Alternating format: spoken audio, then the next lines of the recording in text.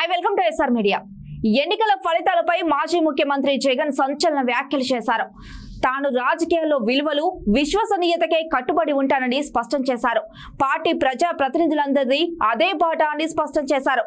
ఉమ్మడి విశాఖ స్థానిక సంస్థల ఎమ్మెల్సీ ఎన్నికల్లో ఏకాభిప్రాయంతో మాజీ మంత్రి బొత్స సత్యనారాయణను అభ్యర్థిగా ఎంపిక చేసినట్లు వైఎస్ జగన్ స్పష్టం చేశారు. చంద్రబాబును ఈ ఎన్నికల్లో ఎదుర్కొనే సత్తా ఉందనే బొత్సను అభ్యర్థిగా ఖరారు చేశామని చెప్పుకొచ్చారు. విశాఖ ఎమ్మెల్సీ ఎన్నికల కోసం పార్టీ నేతలతో జగన్ సమావేశమయ్యారు. ఎమ్మెల్సీ ఎన్నికల్లో తెలుగుదేశం పార్టీతో పాటు నైతిక విలువలు ఉన్న ఏ పార్టీ అయినా పోటీ పెట్టకూడదని జగన్ వ్యాఖ్యానించారు. 600కు పైగా స్థానాల్లో మనం గెలిస్తే టీడీపీ వాళ్ళు కేవలం 200కు పైగా స్థానాల్లోనే గెలిచారని వివరించారు.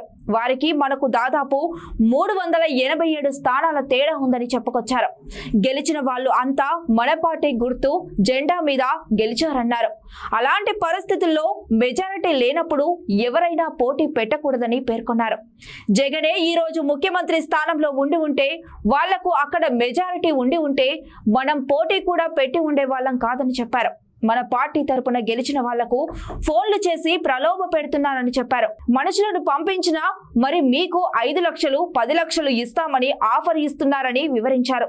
తన జీవితంలో విలువలు, విశ్వసనీయతతో కూడిన రాజకీయమే చేశానని చెప్పుకొచ్చారు. కాంగ్రెస్ పార్టీ నుంచి బయటకు వచ్చినప్పుడు వెనక్కి తిరిగి చూస్తే నేను, అమ్మ తప్ప ఎవరూ లేరు. మా ఇద్దరేమే బయటకు వచ్చామని గుర్తు చేశారు. కాంగ్రెస్ పార్టీ నుంచి బయటకు వచ్చాం. నాతో పాటు కొంతమంది ఎమ్మెల్యేలు వస్తామని అడిగితే నాతో పాటు రావాలంటే రాజీనామా చేసి రావాలని చెప్పానని వెల్లడించారు.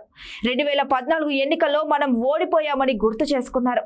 చెయ్యలేనిది, జరగనిది చెప్పడానికి మీ జగన్ ఇష్టపడన్నారు. అబద్ధం చెప్పినందుకు ఆ ఎన్నికల్లో మనం ఓడిపోయి ప్రతిపక్షంలో కూర్చున్నామని వివరించారు.